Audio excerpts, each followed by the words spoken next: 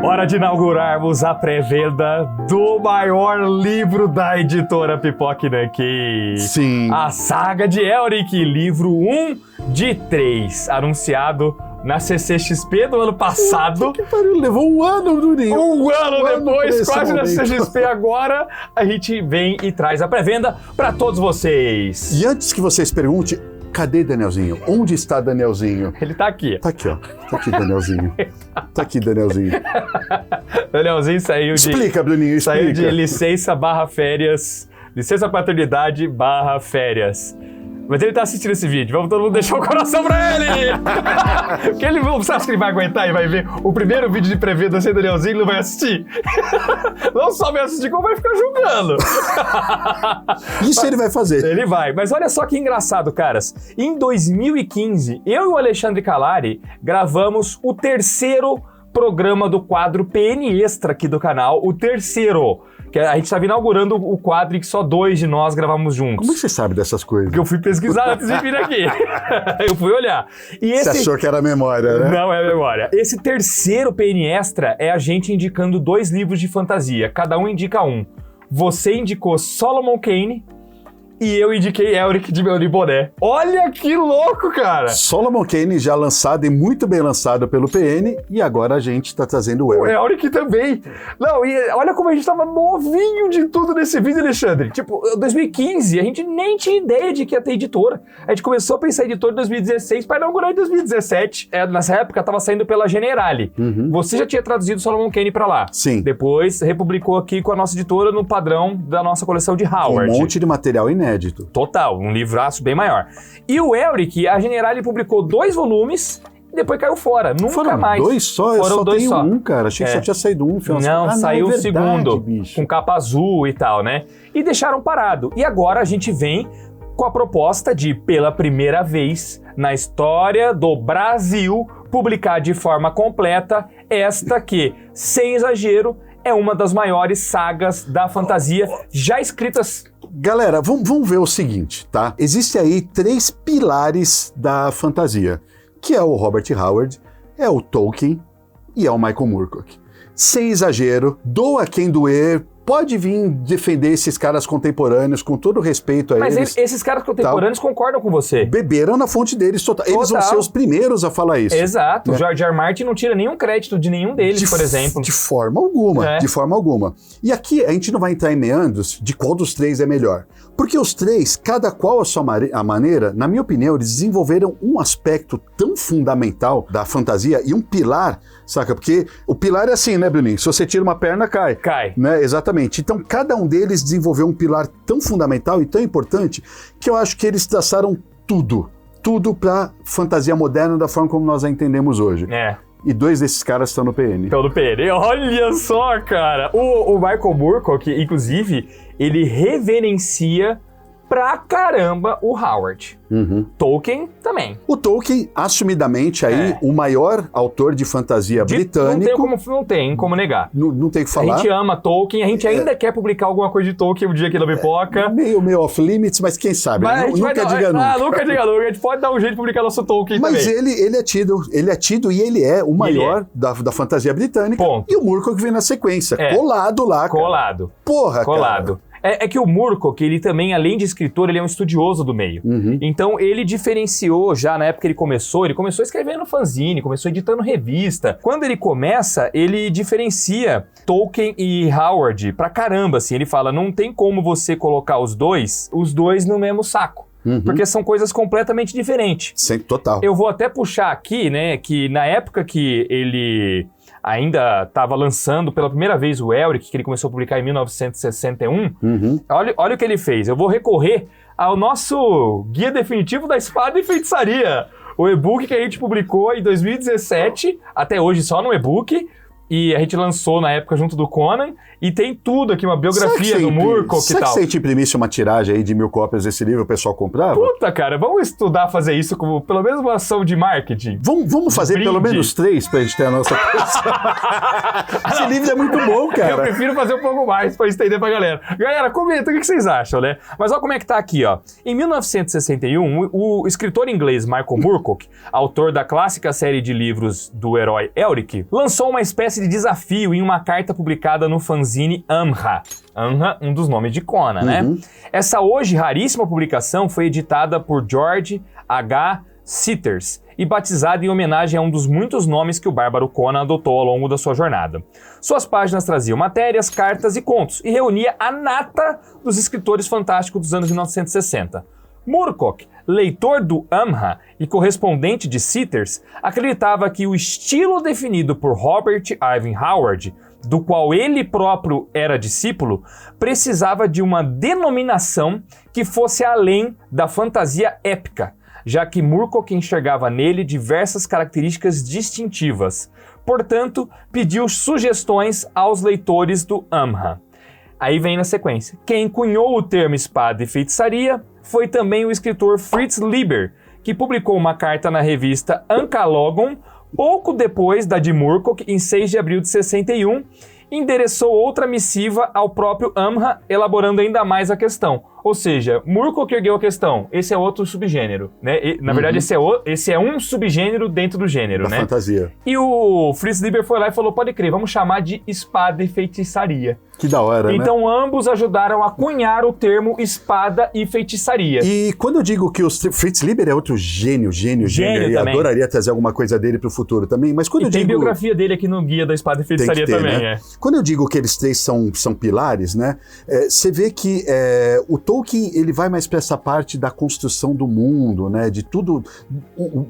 Ele contou que constrói um universo, né? E o Tolkien, ele é o grande expoente da alta fantasia. Sim, sim. O Howard, ele realmente dá conta de um subgênero que é a espada, que viria a ser chamado de espada e feitiçaria. E, ledo engano, quem acha que o Elric é um requentado do Conan? Não é.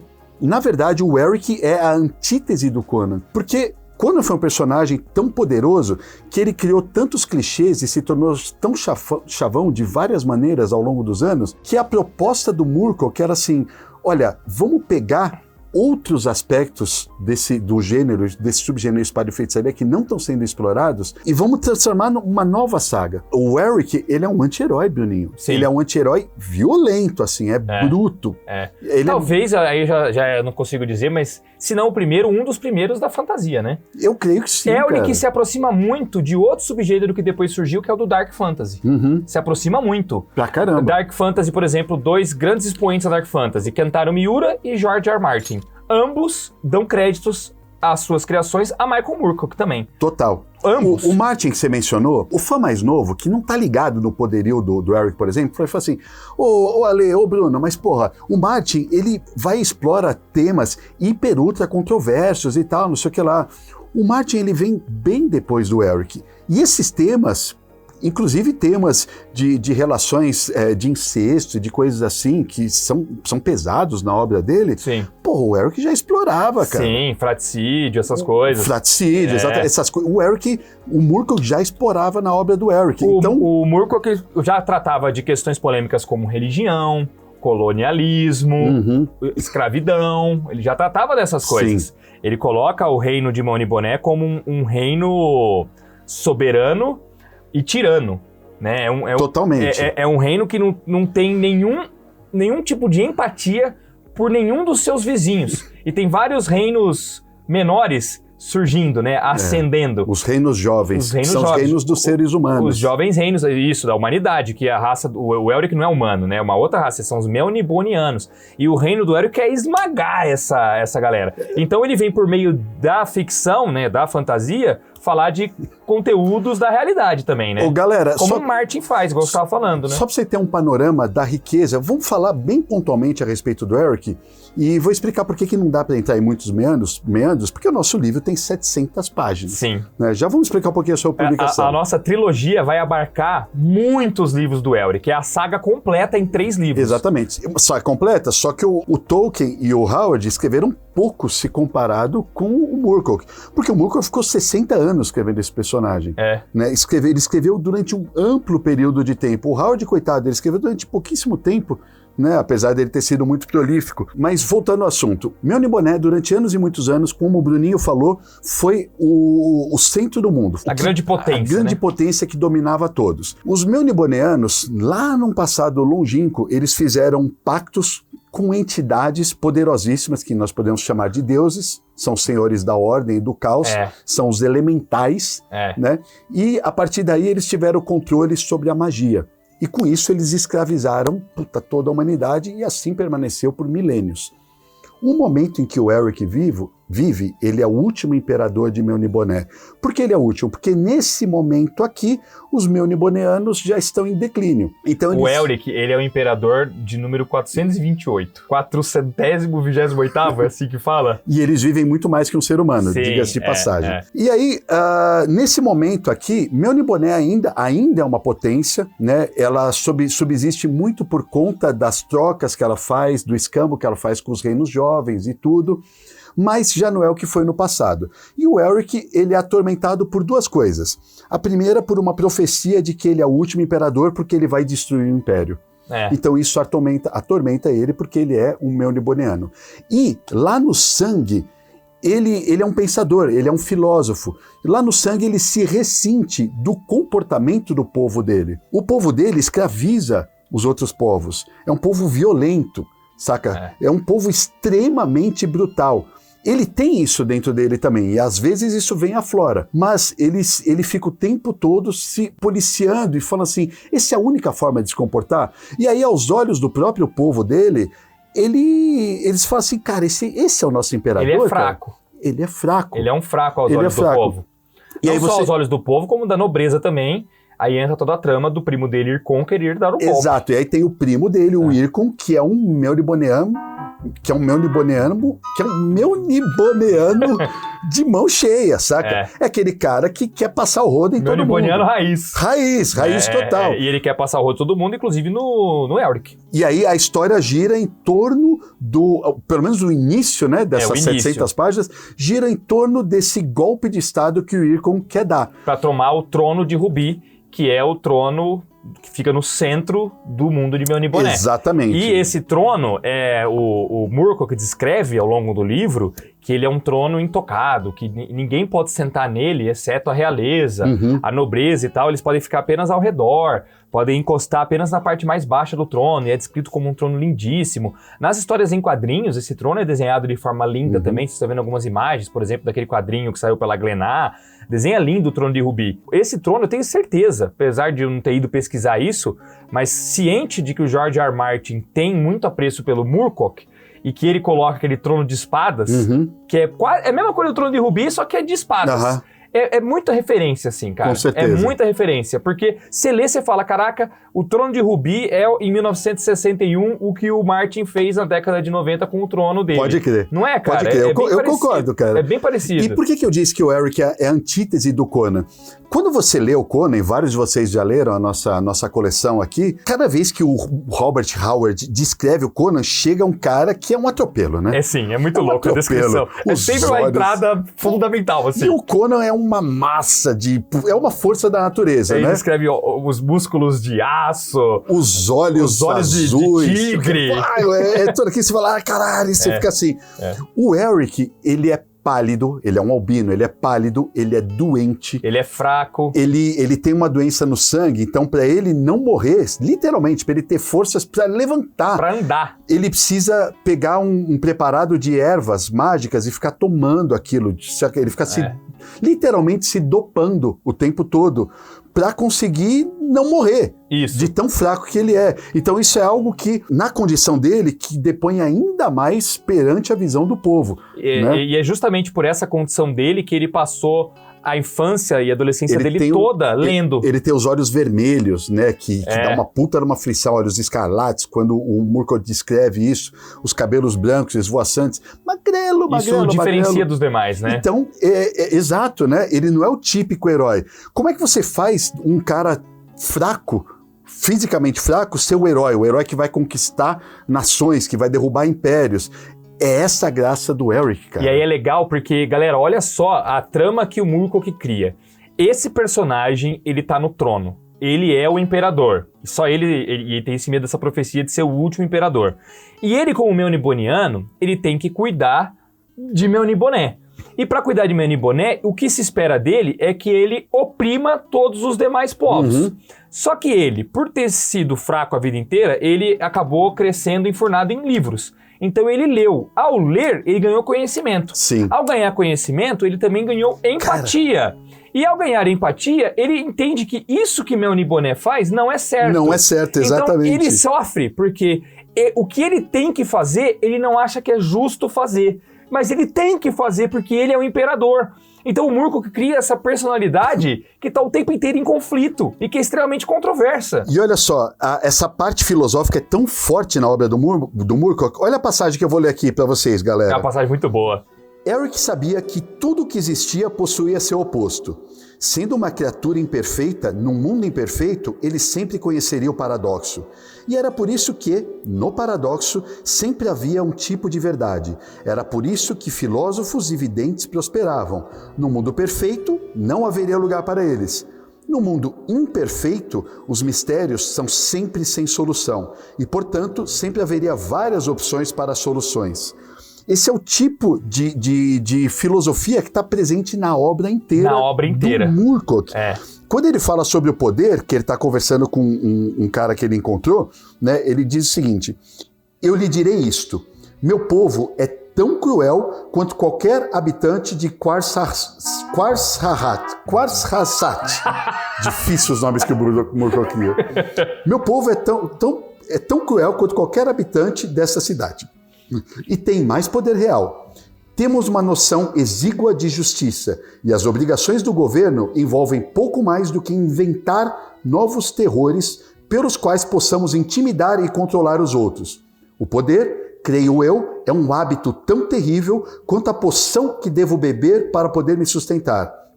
Ele se alimenta de si mesmo. É uma fera esfomeada, devorando aqueles que querem possuí-lo e aqueles que o odeiam, devorando até aqueles que o possuem. Olha, é muito bom, cara! E essa é a dicotomia dele.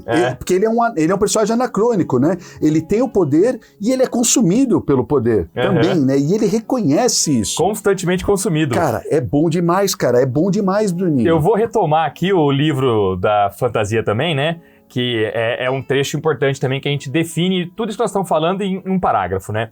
O trabalho de Moorcock em Elric foi escrito deliberadamente com o intuito de revigorar o subgênero espada e feitiçaria e distanciar-se dos clichês que começaram a se amontoar.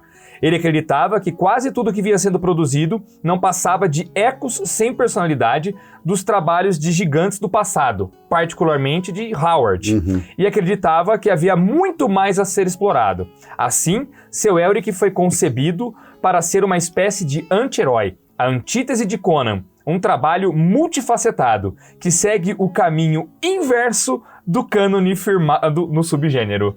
O Moorcock, ele é muito bom, cara. Ele é bom demais. E com essa obra, ele ganhou o mundo, ganhou muitos prêmios. A gente teve aqui o cuidado de erguer a quantidade de prêmio que ele ganhou. Antes de entrar na nossa edição em si, a gente vai até explicar aí como é que conseguimos publicar essa obra completa. Ó aqui, Bruno, lê você, ó. Todos os prêmios que ele recebeu. Nossa, ele recebeu vários prêmios pelo conjunto da obra, incluindo o Prix Utopialis, o SFWA Grandmaster, o Stoker e o World Fantasy. Também foi incluído no Hall da Fama da Ficção Científica e listado recentemente pelo jornal Times como um dos 50 maiores escritores britânicos desde 1945. Isso aqui aconteceu perto de quando a gente gravou aquele nosso vídeo lá em 2015. Eu menciono isso na época, que ele tinha acabado de entrar no Times e tal, ser eleito pelo Times, essa figura e tal. Recebeu também o Nebula Award, o World Fantasy Award, o John W. Campbell Award, o British Fantasy Award, o Guardian Fiction Prize e foi selecionado para o aqui é difícil de ler, Whitbread Award. Whitbread Awards. Seu trabalho é reconhecido mundialmente por grandes criadores, críticos e estudiosos, já tendo sido comparado a Balzac, Charles Dickens, Alexandre Dumas e Robert E. Howard. É brincalhão, cara.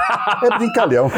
Galera, você não tem noção da grandiosidade disso. No vídeo lá antigão, eu falo assim, tem gente que tá passando na livraria, porque a edição de Elric da Generali era muito pobrinha, não tinha muita informação, não tinha informação do quanto era importante aquilo. E eu falo naquele programa, eu falo, a galera às vezes vai na livraria, vai pegar esse livro e não vai ter noção. Eu falei isso lá na época, eu tô me parafraseando, mas não vai ter noção do tamanho do livro que ela tá segurando em mãos, da grandeza daquilo lá.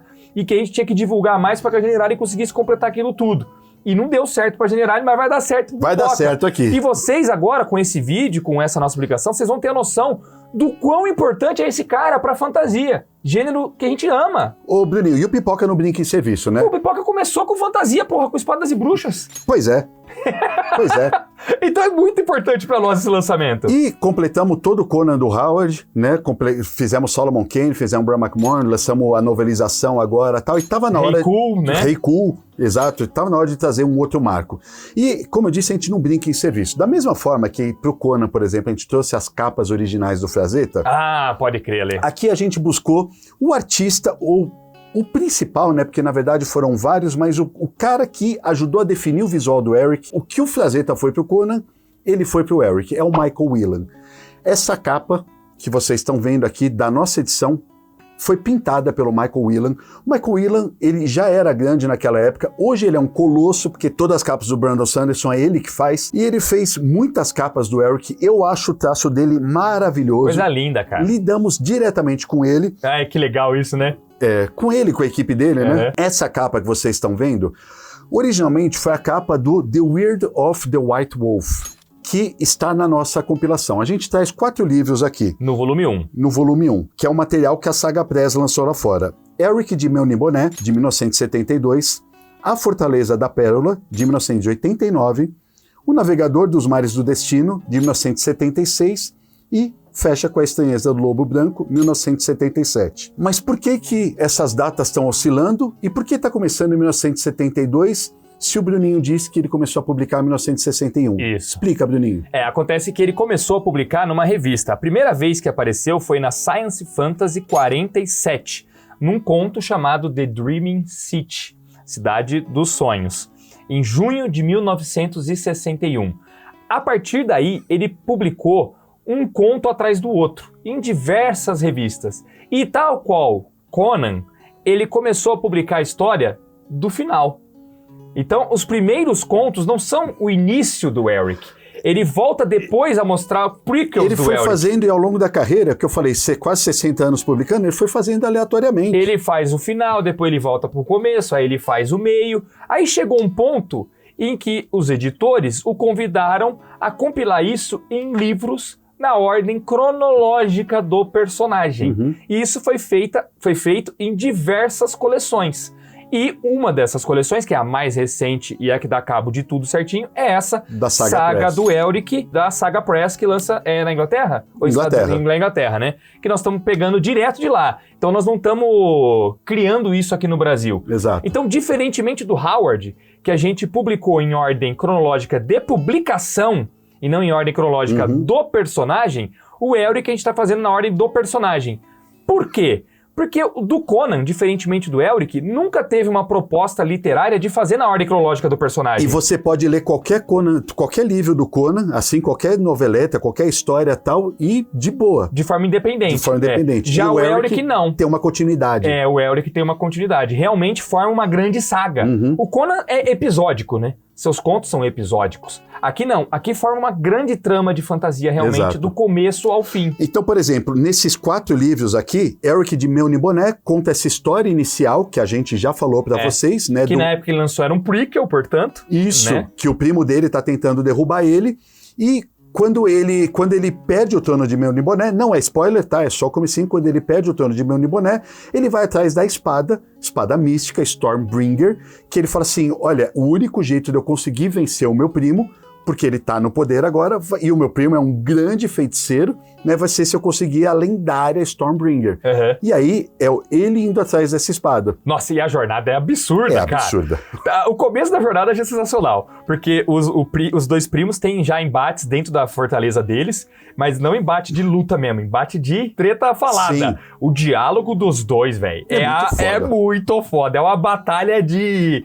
É uma batalha de palavras que eles têm ali. Aí já na saída tem aquela treta de navios também. Nossa! Que é muito louco. E o lugar no qual ele vai pegar a espada também é um lugar completamente diferente de tudo que você já viu, cara. Porque o Murkoc, galera, eu sei que já existia, por exemplo, nos quadrinhos da DC Comics, tal, desde os anos 50, aquela coisa de viagens para outros universos e tudo, mas o multiverso mesmo, o Murkoc fala em multiverso nas suas histórias em 1961, cara. Louco, né, 1970. Cara? Ele tá falando, usando o termo multiverso. E o Eric, ele começa a viajar por diversos planos, cara. É uma baita maluca. Não quero dar spoiler Ele é aqui. conhecedor de magia pra caramba, né? Por isso que ele é capaz disso também, né? Exato. Apesar dele ser fraco, como a gente falou, ele não é um inútil. Porque quando ele tá com as poções, ele tá em forma ali, com o conhecimento que ele tem, com a magia que ele conhece. E a partir do momento que ele tem Stormbringer, e a Stormbringer é uma espada que suga almas. Então ela que tem vida própria, hein? Que tem vida própria. Então ela passa a sugar as almas e aquilo passa a alimentar ele. Dá poder pra ele. Então ele deixa de ser aquele fracote. Só que ele também não quer fazer isso. Só que ele depende disso. Mas ele vicia, disso, né? Ele vicia nisso. É um personagem muito foda, gente. Que pariu, cara. Muito foda. E aí ele correndo atrás dessa espada é muito louco. Quem acompanha o Tirapoc Nankin não é tão estranho ao Elric, porque a gente já publicou o Elric Stormbringer da biblioteca, Michael Moorcock, adaptando essa história. Stormbringer, o P. Craig Russell fazendo adaptação. E Stormbringer é uma das primeiras que ele escreveu, acho que foi até a primeira. Vai estar no nosso próximo livro. Então, é uma das últimas do Elric. Por muito tempo foi a última, só que aí passou-se alguns anos, como você falou, ele escreveu por mais de 60 anos. O Michael Moorcock voltou e lançou uma nova trilogia, que aí vem pro nosso livro final, né? Mas aqui ele já tem a Stormbringer. Então, no livro, a gente vai ver como ele consegue a Stormbringer. Sim. É uma jornada muito grande, galera, assim, você... tem dragões, cara, porque meu Niboné tem dragões. Isso não era coisa de Game of Thrones. Não, já tinha lá. Esses senhores do caos e da ordem... Também é um negócio de entidade maravilhoso que remete até a Cthulhu, por exemplo. Total. Sabe? Total. Tem muita coisa legal desse sentido também. Muita coisa legal. E ao longo do nosso livro, teoricamente é uma história praticamente fechada, porque você vai ver... É o livro 1, né? É o livro 1. Esse livro 1 dá conta de toda essa trajetória, porque depois o Eric vai viajar pelos mundos para adquirir mais conhecimento para ele se tornar um governante melhor, e depois você tem a famigerada queda de Melniboné, que meu amigo do céu. Cara, que é justamente o último livro. É tão bom que a gente imprimiu aqui frases de uma galerinha aí, ó, que ama Elric. Vamos ler algumas? Vamos ler algumas aqui, ó. Olha só o que Alan Moore fala. Elric faz os outros universos de fantasia parecerem preguiçosos e anêmicos. A prosa de Moorcock agarrou todo o gênero da espada e feitiçaria pela garganta e transformou em algo diferente. Um romance delirante, com diversas capacidades, concebido em uma linguagem adequada a todos os tumultos e convenções de seu tempo. Nossa, olha aí que legal. Cabe dizer isso também, né? A escrita dele é bem diferente da do Tolkien também, né? Não querendo dizer que uma é melhor do que a outra, mas são diferentes. O Tolkien é muito mais detalhista na forma como descreve seus cenários e personagens e tal. O Moorcock é mais direto ao ponto. Ele tá mais interessado na história do que no descritivo, tá ligado? Ele poderia, por exemplo, gastar 2 páginas só descrevendo o Trono de Rubi, mas ao invés disso ele faz em 1 parágrafo. O Tolkien faria em 6 páginas, por exemplo, sabe? Ou 6 livros. Exagerado, pô. Brincadeira, eu amo Tolkien. Eu gosto das 2 escritas também, eu acho legal. Às vezes eu sinto falta, eu falo, puta, aqui eu queria que ele fosse mais Tolkien. E às vezes eu falo, puta, agradeço, porque tá uma leitura muito ágil, cara, você não consegue parar, né? Olha outro que é da casa aqui, hein? Philippe Druillet. Olha o que o Druillet fala. Em Elric, conheci um herói albino amaldiçoado, destinado a vagar por um mundo fascinante, de decadência absoluta. Tal como Lovecraft fez comigo certa vez, Moorcock fez novamente, abrindo em minha mente uma porta para um mundo de novos horizontes. Eu devo muito a ele. E o Druillet foi o primeiro, né? A grande autora a adaptar o Moorcock para os quadrinhos. Eu mencionei Kentaro Miura antes. Olha o que o Kentaro Miura, autor de Berserk, fala. Quando comecei a desenhar Berserk, eu me interessava por obras de fantasia anteriores à era dos videogames, como a saga de Elric. eu queria criar algo com esse clima. Foi lá influenciar o cara do Japão, cara. Cruzou meio mundo. Puta que pariu. Olha aqui o Mike Mignola, criador do Hellboy, fala, galera. A beleza da obra de Moorcock, pra mim, é o quão insana ela pode ser. Ao contrário de outras obras de fantasia mais fundamentadas na realidade, suas imagens são cheias de selvageria. No colegial, ele era meu autor favorito. Só pra citar alguns aqui. Vamos terminar com Roy Thomas? Vamos. Que muito importante para um cenário de Conan. E escreveu muita coisa do Eric também. As novas gerações, aparentemente cínicas em relação ao poder e às suas armadilhas, deverão se identificar mais com Elric de Meu Boné do que com Conan o Bárbaro. Já eu amo os dois. Ele escreveu muito de Elric, porque Elric foi adaptado pela Marvel também, inclusive conteúdo que faz parte da biblioteca Michael Moorcock. A gente só publicou a do P. Craig Russell, mas Elric of Melniboné e The Dreaming City, que eu já citei, foi o conto inaugural, A Cidade dos Sonhos. Foram escritos por Roy Thomas e desenhados pelo P. Craig Russell. Aliás... Então a gente podia trazer esse encadernado também, né? É isso que eu ia falar, galera. Aí já fica um adendo. Eu sei, esse daqui voou. Tá esgotado, voou, né? Tá esgotado. Vocês querem estar de volta? Vai ter procura pra esse título? E vocês Vamos querem comentar, né? mais quadrinhos do Eric? Porque a gente tá louco aí pra trazer mais coisas da biblioteca Michael Moorcock, além de fechar a trilogia de livros. Sim. Né? Sabe outra da biblioteca Michael Moorcock? Philippe Druillet.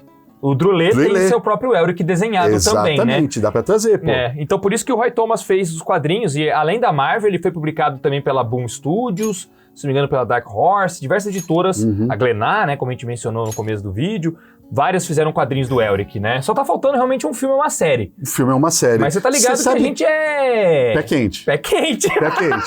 É questão de tempo. Você sabe que aquela ilustradora, a Wendy Pini, grande Wendy Pini, lá dos anos 70, fez bastante coisa pra Marvel, pra DC, teve uma parceria com o Frank Thorne, grande Frank Thorne também, ela fez som, já fez Weird World, fez bastante coisa. Durante anos, ela tentou fazer uma animação do Eric, quase uma década tentando fazer isso, não conseguiu tirar do papel. Igual teve do Senhor dos Anéis, uma época, lembra? Exatamente, e ela lançou um livro sobre isso, cara, sobre todo esse processo dela. Olha, que demais! Eu anotei o nome, que eu vou ler porque é um nome grande, Law and Chaos, por causa dos Senhores da Ordem do Caos. The Stormbringer Animated Film Projects, de Wendy Pini, em 1987. É um livro de 144 páginas que ela conta toda essa loucura de ela tentar. Olha, foi que demais. projeto da vida dela. Tipo o que o Jodorowsky tentou fazer por Duna e não conseguiu. Ela tentou fazer pelo Elric e não conseguiu.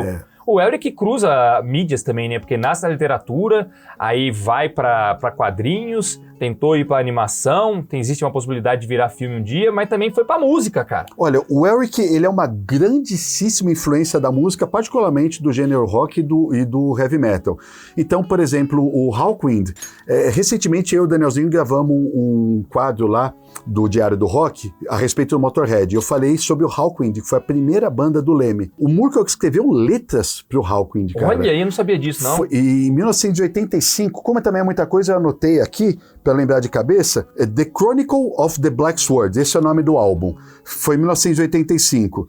E ele colaborou em outras coisas, inclusive em shows também. O Blue Oyster Cult, que é uma banda famosíssima aí, que eu adoro, lançou a canção Black Blade, que no álbum Cultosaurus Erectus, em 1980, escrita pelo Michael Moorcock. O Moorcock, aliás, já tinha colaborado com eles em outras ocasiões também. Tigers of Pantang, uma banda legal pra caramba, o nome dela vem dos feiticeiros lá de Pantang, de Eric também. A banda Mournblade, o nome diz, né? Mournblade, a espada irmã, uma banda britânica também, da Stormbringer. Um dos grandes expoentes da nova onda de heavy metal britânico também é o Diamond Head.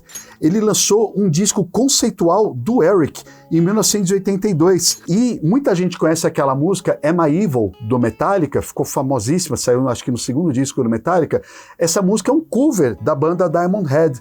E o Eric tá na capa do disco, legal pra dedéu. O Blind Guardian também lançou diversas músicas do Eric no álbum Follow the Blind.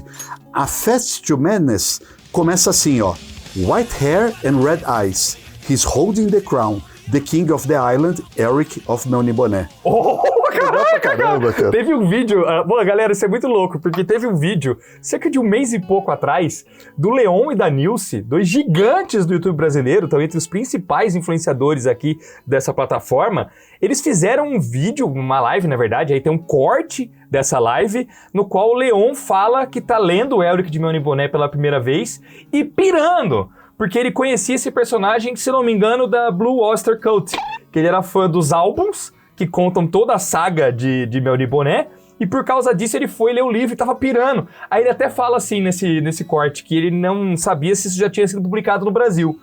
E o comentário mais comentado, que tem mais joinha, tá ligado? O comentário que tem mais respostas e que tem mais joinha, é um cara falando que a Pipoca daqui vai publicar no Brasil. Oh, que coisa boa! Então você vê que o nosso público tá por aí, né, mano? Aí, mano, olha só que legal, velho. Esses caras são muito grandes. A gente precisa dar um jeito de enviar esse livro pra eles. Caramba. Ou tentar fazer um jabá com eles, alguma coisa. Se alguém aí conseguir fazer uma ponte com eles, galera, faz uma ponte aí. Fala, Leon, tá saindo aqui. Ele tá lendo ainda.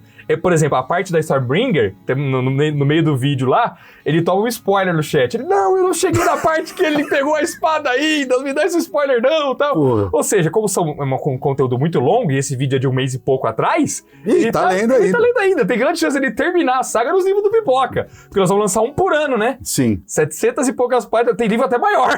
Vamos tentar falar com eles. Vamos falar com eles, galera. Ajuda a gente aí a falar com eles. E aí, aproveitando que você falou de influenciadores, também é importante dar os créditos de como o livro do Elric chegou aqui pro Pipoca. Legal. Né? E tudo começou com um colaborador nosso aqui, o Marco Colares. O Marco Colares tem textos aí nas nossas edições do Howard, né? É um parceiro muito bacana, é lá do Fórum Conan. Fica um abraço para ele. Vira e mexe, a gente troca figurinha e coisa e tal. E ele teve o privilégio de entrevistar o Moorcock. Ele próprio foi lá, foi um viés aí, ele teve que chegar no agente do Moorcock e tal, bababá, teve um caminho aí, mas ele conseguiu fazer essa entrevista. E aí ficou com o contato, né? Então começou a ser isso, putz, Elric tem que vir pro Brasil, tal. Qual a editora que tem que trazer isso daí? Aí na lata ele falou assim, tem que ser o Pipoca e Nanquim. Né? Com o trabalho que eles fizeram com o Howard, tem que ser o Pipoca e Nanquim. A gente já tem uns 6 vídeos no canal sobre Elric também, falamos disso há muito tempo, tinha que ser a gente, pô. Aí o Marco entrou em contato comigo, falou assim, ô Ale, você teria interesse em lançar isso daqui? Eu tô com o contato dos caras. Porra, eu quase caí da cadeira. Ô, Marco! Aí sim, pô! Pô, eu falei, Colares, passa isso daí pra mim, passa cara. Daí. Que aí eu vou desenrolar. Não foi fácil, viu, galera? Eu tenho a sensação de que uma vez tendo sido interrompida a publicação aqui, um autor do renome do Moorcock, ele torce o nariz, ele não gosta, né, cara? É igual aconteceu com muitos mangakás. Mangakás e tudo. Na época que a velha Conrad publicou e cancelou muita coisa. A gente sabe como é que foi essa história. Então eles queriam sentir firmeza. Estamos falando aí, o quê? De 3 mil páginas de livro, 3 mil páginas. Vocês vão dar conta disso? Vocês acreditam no projeto, tal? Aí eu montei um plano de publicação e não só isso, eu passei para eles tudo que a gente fez com o Howard. Aqui, ó. Howard nunca tinha sido publicado, então foi assim, fomos atrás das capas do Frazetta, fomos atrás não sei o que lá, as ilustrações, Gary Gianni, tudo ilustrando, mais os outros caras. E ok, esse daqui é o resultado. Hoje, o Conan é uma potência no Brasil, e nós queremos fazer a mesma coisa pelo Elric. Já publicamos um quadrinho, né? A gente já tinha publicado esse daqui, então já é meio caminho andado, queremos continuar com a biblioteca. Enfim, foi todo esse longo processo de negociação. Não foi direto com o Moorcock, foi com os agentes e os advogados, até que no final das contas veio a bênção do Moorcock mesmo. Falou assim, não, vamos... Deixa os meninos publicar, que eles são menino bom. Oh, meu Deus do céu! É um por ano então, né, cara? Um por ano. Então foi um ano inteiro de trabalho em cima desse livro. É muito livro, né? Se a gente fosse publicar separadamente igual a General, ia demorar muito mais tempo. Ia demorar muito, ia correr muito risco de no meio do caminho isso flopar. Agora, 3 livrão... Porra, uns livrão estilão Game of Thrones, bitolo. O público conhece o Pipoca, ele sabe que a gente vai terminar. Exato. O público já sabe que a gente vai terminar. Você vai comprar agora na nossa pré-venda e você vai ter o ano inteiro para terminar a leitura, para quando chegar o próximo, você já tá afiadíssimo. Afiadíssimo, Vai ser isso. E o público de fantasia gosta de uns bitolos, né? Porque Senhor dos Anéis tem as lições gigantes com todos compilados. Game of Thrones são calhamaços. Os do Sanderson nem se fala. O Caminho dos Reis. E os Caminho dos Reis, pelo amor de Deus, mais de 1000 páginas e tal. 900 mil páginas, muita coisa. Então a galera de fantasia tá habituada e esse vai ser um senhor livro de fantasia. Pô, estamos falando que é um dos principais já escritos, pô. Galera, exatamente. E é isso mesmo, pô. Exatamente, é isso aí, galera. Ó, são 700 páginas, capa dura, papel pólen. Lombada redonda. Puta, é mesmo. Pra ficar igual um ônibus mesmo. Senhora, que coisa linda. por preço sugerido de capa de R$ 169,90. Capa com papel bonito também, especial, um projeto gráfico todo estiloso. Epoch Nankin. Maravilhoso. Igual a gente fez o trabalho com o Battle Royale, aquele capa dura com papel diferenciado e tal, mesma coisa aqui no Elric. Bruninho, 700 páginas, R$ 169,90. Se você comprar agora, clicando no nosso link com 30% de desconto, R$ 118,90. R$ 118. 118? Menos de R$ 120 para você ter 700 páginas, um dos maiores livros da história da fantasia. Tem 4 livros dentro? Porra, tem 4 livros dentro. Sabe quanto sai por livro na pré-venda? R$ 29,70. Olha, cara, eu adoro quando você faz essas contas. Não, quando você faz isso, você percebe que tá acessível, assim, sabe? É muito caro. Claro, é um bitolo, é gigante. Tem um valor agregado aí. Mas, fazendo a conta, R$ 29,70 por livro publicado ali dentro. Que isso, galera. Isso o Daniel, foi o Danielzinho que fez isso por vocês, tá? Vocês sabem que ele que dá o crédito pra ele também, né? Ele briga com as gráficas. Sim, briga, fala assim, tem que ser esse preço e tal, não sei o que lá. Estamos chegando aqui na reta final do ano, né? Mas o título já tá disponível. Aproveita que estamos em Black Friday. Chega ainda em dezembro, né? Chega ainda em dezembro. Lançamento... Esse vídeo tá saindo na sexta de Black Friday. Já coloca no seu carrinho aí. E estão programando o lançamento para o dia 27. Sim. Não vai chegar para o Natal, mas você pode se dar um presente de virada do ano, mesmo assim. Né? Dia 27/12, a Amazon, entre Natal e Ano Novo ali, né? Nosso site e as lojas parceiras estão disparando para casa de todo mundo. Vai ser incrível. Legal, hein? Esse vídeo foi só uma mera apresentação desse livro. Na verdade, vocês podem encontrar na internet muito mais gente falando a mesma coisa que a gente, atestando isso que nós estamos alegando aqui. Elric de Melhor Boné é um clássico absurdo e era inacreditável, era um crime que seguia sem estar publicado por completo no Brasil. A gente veio para sanar esse problema. Epoch Nankin segue sendo a casa dos maiores autores da história do globo, do mundo. Tá aí! É nóis! Mais um! Cara, eu tô de cara que a gente tá conseguindo publicar isso, cara. Ó, agora é com vocês, pessoal. Nós estamos aqui toda quarta, sexta e domingo, mas o link segue na descrição. Tamo junto, um forte abraço. Valeu! Tchau, tchau.